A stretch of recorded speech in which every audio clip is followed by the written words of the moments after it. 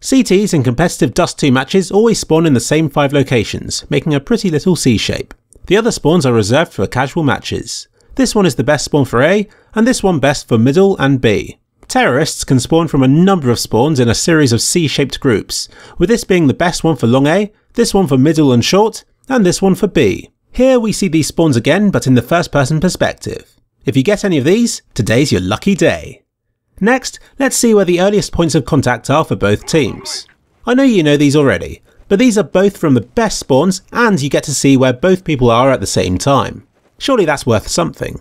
As you can see, at long A, CTs can get around the corner first by a fraction of a second, putting them in a good position to pre-nade or to set up a sniper to pick off terrorists who are far more limited in their movements. Next is short A. I'll show you the usual route first, which I find that most people use and is the most consistent. CTs just manage to jump onto the crate by the time that terrorists turn the corner. I feel it would be beneficial for CTs to lurk further back for additional cover, or to remain on the wall so that they can quickly jump down to spawn should things get out of hand. Both teams can flash each other, though I suspect CTs of having more choice of when and where to throw the grenades. Why am I saying this? You've already got your short A tactics sussed, haven't you? But this is if you go for the traditional way as CTs. If you risk the more fiddly box approach, you can shave off yet more time, gaining an advantage over the terrorists. Surely there's no faster way than this.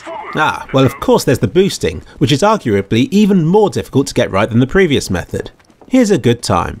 Using this approach, I was able to reach this position before the terrorists reached the corner. There's a lot of room for foiling rushes in this position, particularly since terrorists have to rush through suicide, which can be easily spotted by CTs in middle. Before we do the B spawns, let's compare the terrorist route to B. Does bunny hopping off of this wall help?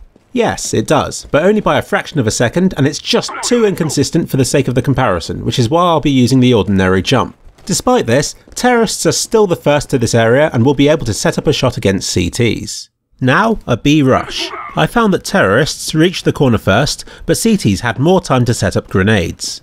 It is possible to throw a grenade and flash as terrorists, but messing it up will screw over any potential rush. There's one place I haven't covered. Middle.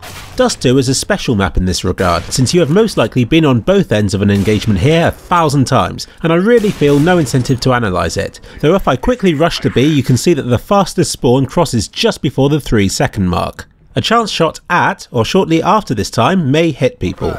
I understand that you probably had a decent idea about the contact points for this map already, but sometimes discovering that you were already right is just as rewarding. Have fun!